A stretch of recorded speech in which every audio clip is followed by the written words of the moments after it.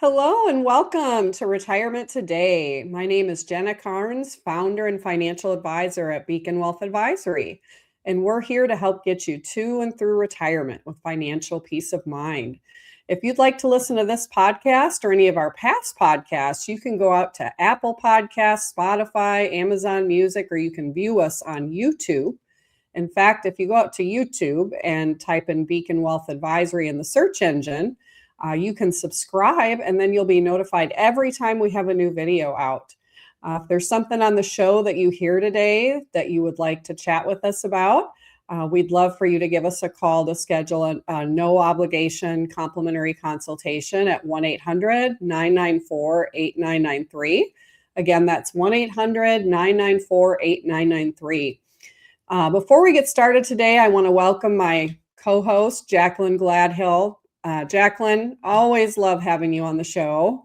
Well, thank you, Jenna. It's a pleasure to be here, and it's great to be back. We skipped a week last week, and I I know that know. you have some family things going on, and Yep. so catch me up on that. Yeah, absolutely. Yeah, sorry I had to miss last week. I had some sick kiddos. This is the Oh, season, in the winter where they're all catching the flu or colds or things like that, but we're all better now, so that's good. But yeah, there's a lot going on with the family. Geez, we had a birthday party for our twins, Madeline and Mackenzie at Great Wolf Lodge. So they had a blast, swimming and enjoying the water park with their friends. And so that was fun. But, every time there's a birthday, it always reminds you that your kids are getting older so quick. And I just can't believe that they're already 6, It just seems like yesterday that they were babies.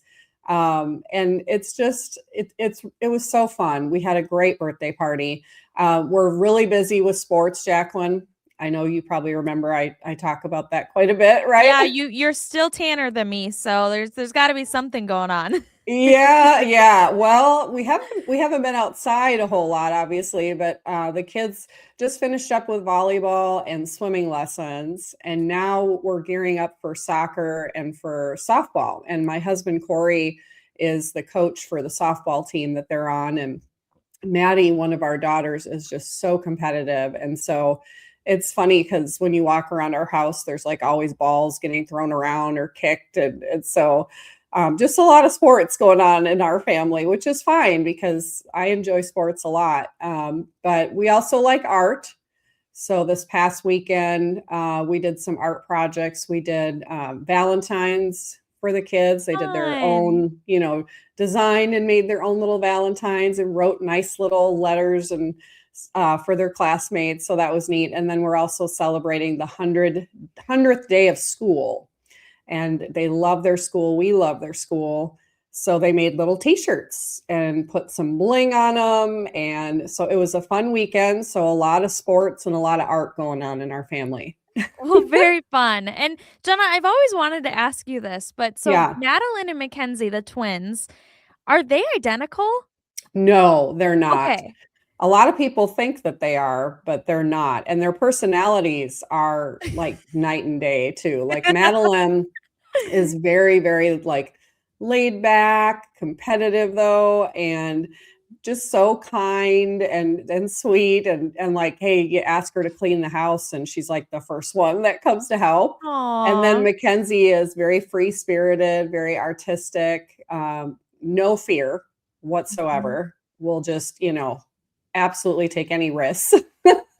So they balance each other out really well, but being twins, they are about as opposite as they can be, which is funny?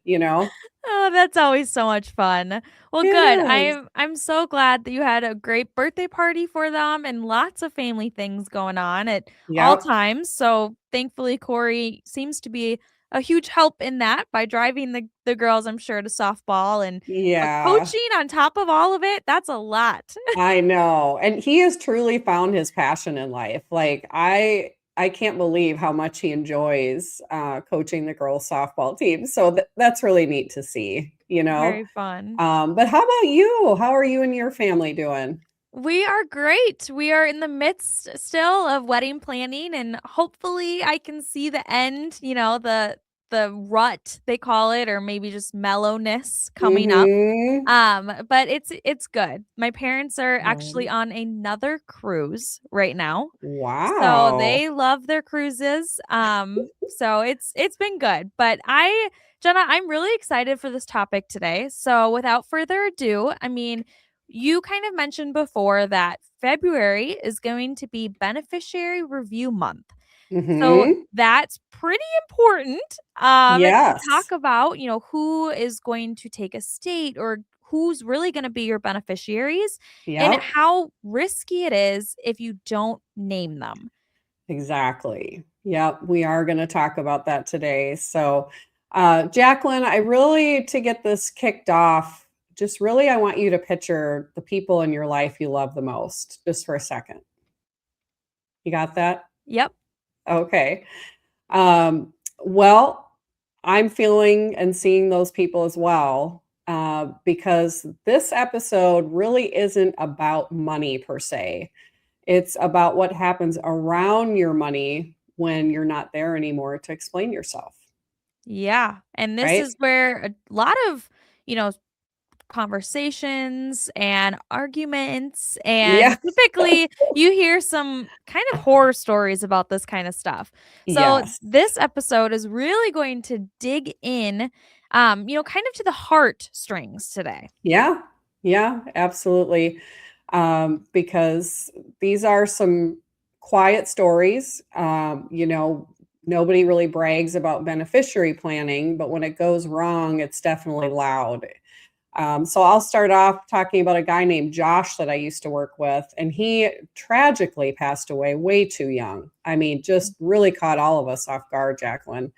And when someone dies like that, sometimes you're just in a fog. Mhm. Everyone's just trying to breathe. Have you ever lost anyone in your life just real unexpectedly at all? Oh, yes. Oh, yes. And in fact, even yesterday, I'll just share something really quick. My best friend's grandma passed away, and yesterday Oh, was her sorry. funeral, and her Oh, dad didn't even recognize me. Like, he's just such in a fog, and he doesn't yes. know really what's going on because he's Yep. so hurt that, Yeah, you're not going to recognize people, you're not going to remember I things. know it. There's a lot going on in your mind. Yeah, I know it really is a fall. It can be really traumatic for people, when Mhm. just all of a sudden, you lose someone.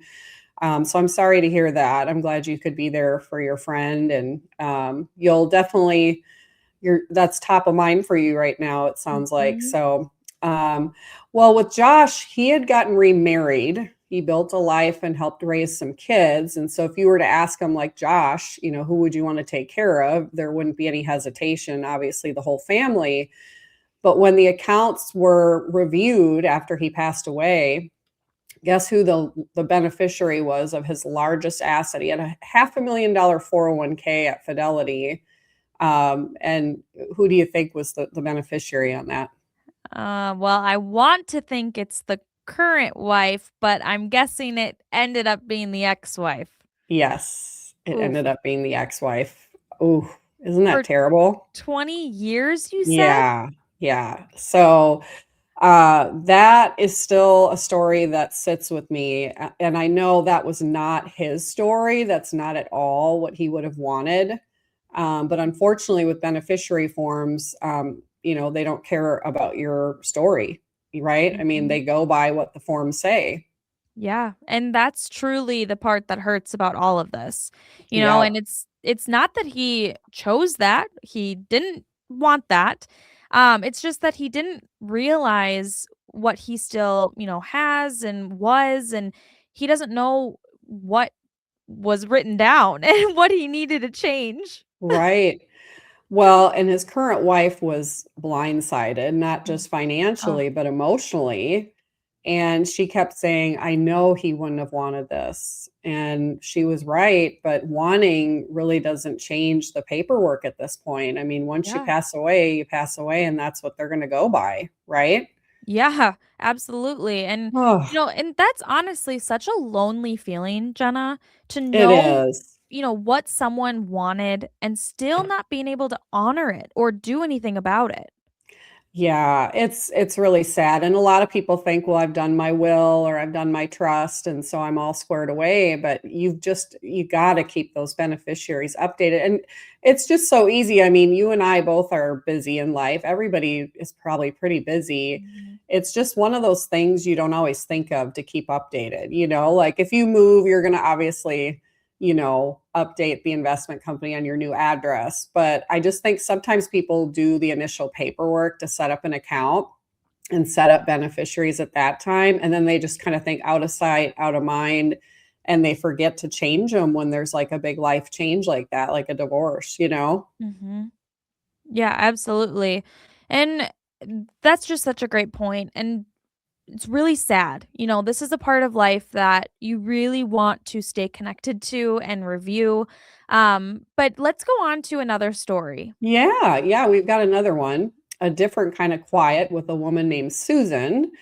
And she sat across me and said, I really just want everything to go equally between my kids when I pass away. And Mhm. I believed her completely. Yeah. That is what she wanted. But then when we talked, one child was doing great financially, totally independent. Mhm. One was really struggling. And when I say really struggling, not only financially, but also had some pretty strong addictions. Mm. And then another child had special needs. And Wow. so when Susan realized what equally would actually do, she teared up. Mhm. She said, I don't want my last act as a mother to hurt any of them. Wow. And that's such a heavy realization, Jenna. Yeah, it really is. And it's also such an honest one. And so beneficiary planning really does force us to admit that love isn't always symmetrical, and that's okay. And you may have to do different beneficiary planning strategies for each child just based on where they're at. But I think, Jaclyn, the important part of that I think some families miss is like, let's just say that, she doesn't give all the money equally to the kids. I think it's really important to just have a conversation with your kids about that somehow, whether it's a letter or before you pass away, just let them know, like, hey, I love all of you equally. Like, Mhm. just love all of you totally the same. But I had to leave different accounts to different people based on different needs and where they're at in life. Mhm. Because I think just that conversation, having that would really take away a lot of the pain if things weren't, divvied up equally after she passed away. Don't you think? Yeah, absolutely. And I will tell you from my own experience, I've dealt with this with my parents and we've had that conversation. And Wow. I have one older brother. And obviously, it might be a little easier because, he's a male and I'm a female. So we kind of n- quote want different things. That's not what we want, but you know what I mean. And Yeah. so we had a family conversation that said, Mom and Dad, we want everything to be written out. We don't want to argue. We don't want to even have the conversations Right. about it. We want everything to be written out for who gets what and why and, whatever it is. Because at the end of the day, if that's the case, my brother and I are going to be the only ones that we have. So we Right. definitely do not want to have that argument and, fight over it. Right, right. Well, and I think to that point, it's so good that you did that because money is such a powerful tool, I think. Uh, Mhm.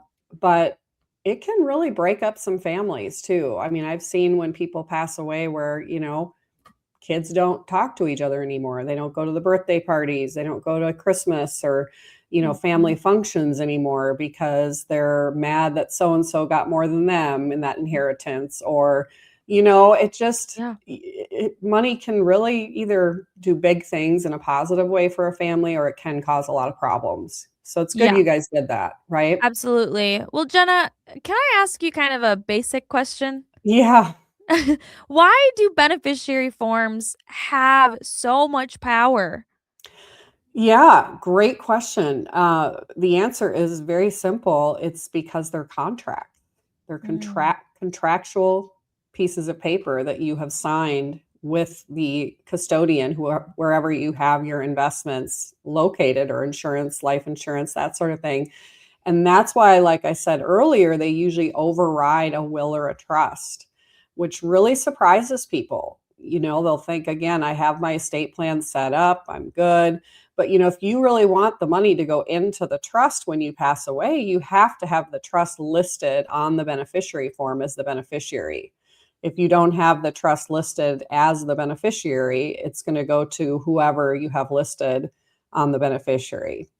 So, my question, follow-up question to this, Jenna, is if no one's ever been written in as a beneficiary, so myself, I could say, yep. where would my assets go? Yeah, great question.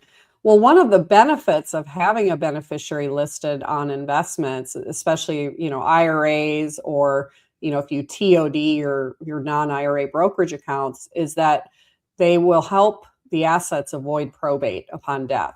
And some people will also put a trust as the beneficiary. But as long as you have beneficiaries listed on those accounts, and if it's non-IRA TOD'd, it's going to avoid probate. If there's no beneficiary listed, Jaclyn, what's going to happen, or if it's not TOD'd on a non-IRA brokerage account, is that money is going to just go into what's called your estate. And then unfortunately, it is going to have to go through probate, and it could take your family a long time to even get access to those funds. And it can be a very expensive court process. So you really want to make sure that there's beneficiaries listed, because you don't want it going into your estate and having to go through probate. Does that make sense? Yeah, absolutely. And I think it's also, with your other story, I already forget his name, but the one that it went to his Gosh. ex-wife. Yeah, Yeah. Josh, right?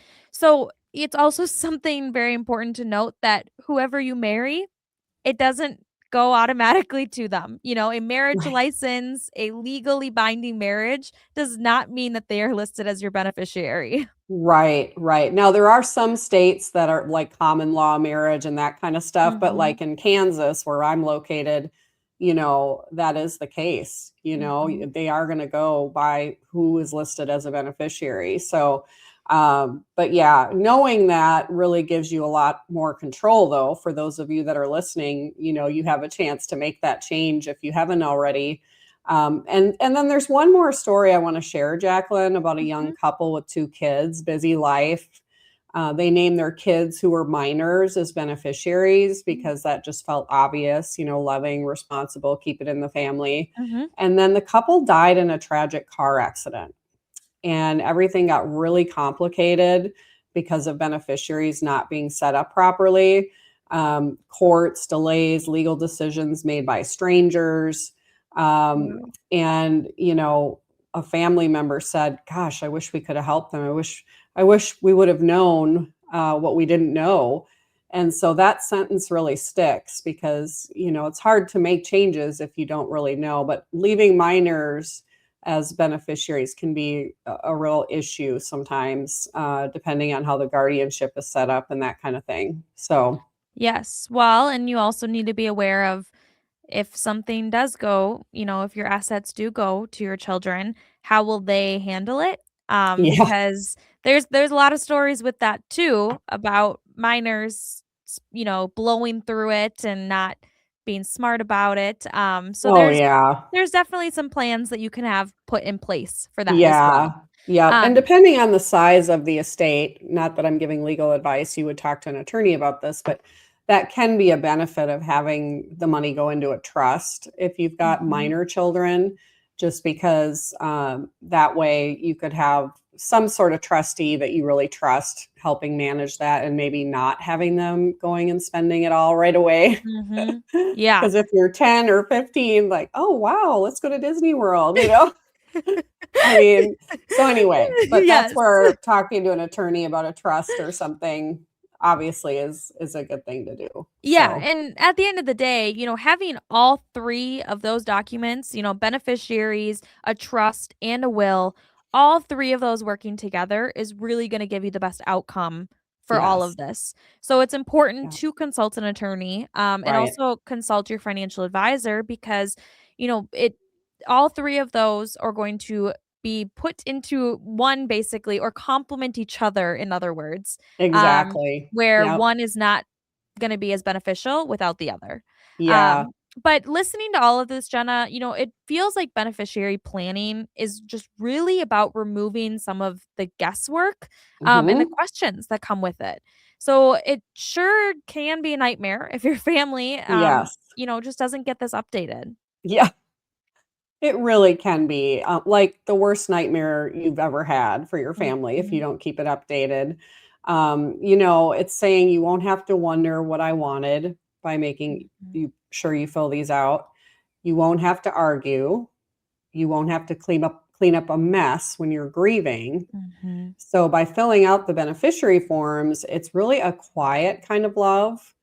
And the most important thing is you won't have to wonder if I cared, mhm.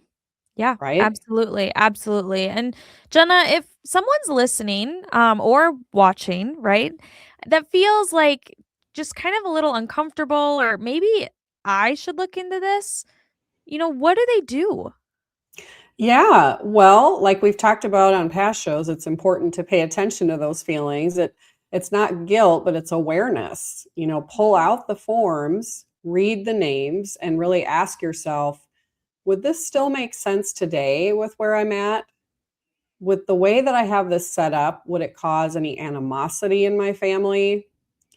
Again, like I talked about earlier, would the family still get together for the holidays or would they be fighting and mad at mm, each other because of the way that I have this set up?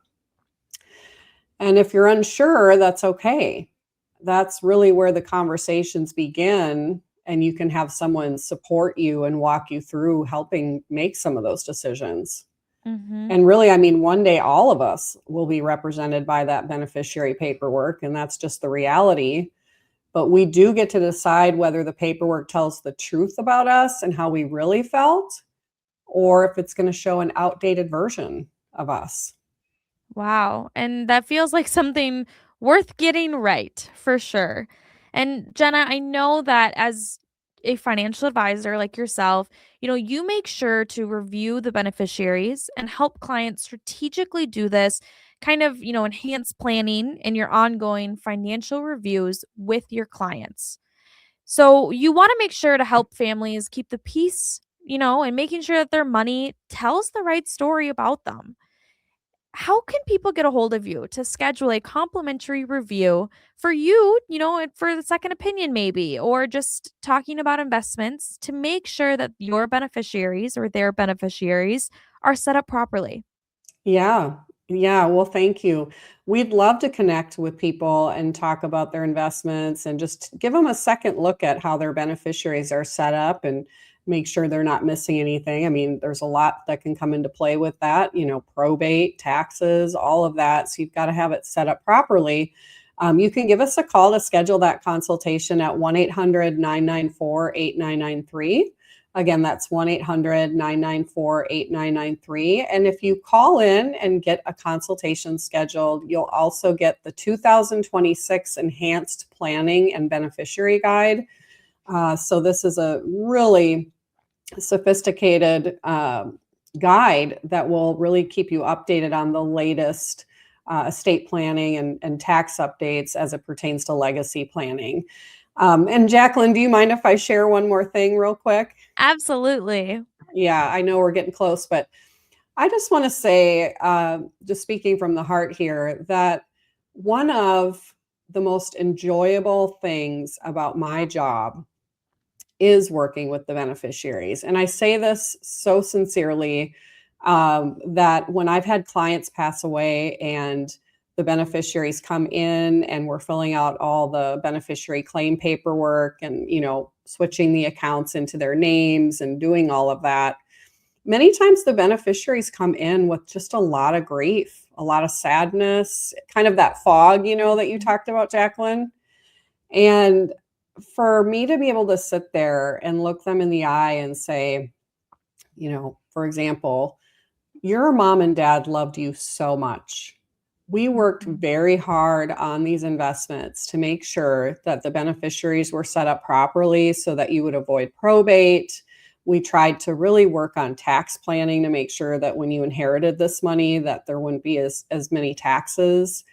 And I just want to fill out this paperwork and make this process easier for you. I know this isn't easy, but if I can just take that one thing off your plate, I think it would just really help. And then I usually educate them on all their options with what to do with the money, which they appreciate because sometimes there's some big tax consequences for taking it out lump sum in Mhm. some different types of accounts. But I just want to share that really the last experience that your children, for example, if you have kids or your beneficiaries, whoever you choose, will have with your life is the funeral and going to visit your financial advisor and filling out this paperwork. So I just love being a vessel to be used to just show that their story was one of love and that they really cared about their children, by just reaffirming that we really did work hard to set up these beneficiaries properly. So I wanted to share that, Jaclyn, that Yeah. people really do feel loved and cared for if it's set up properly. Yeah, absolutely. And I think it's a good reminder that any life event, big life event, marriage, divorce, having children, all of those are good reasons to talk with your financial advisor and to review your beneficiaries. But Right. you also should not wait until big life events either. So make sure to connect yearly, but just at the bare minimum, maybe life events. But Right. Jenna, thank you for this fantastic show, and thank you for you reminding all of us, viewers and listeners, to review these and just a question that you should ask your financial advisor. So, thank you for today's show of Retirement Today with our host, Jenna Cairns.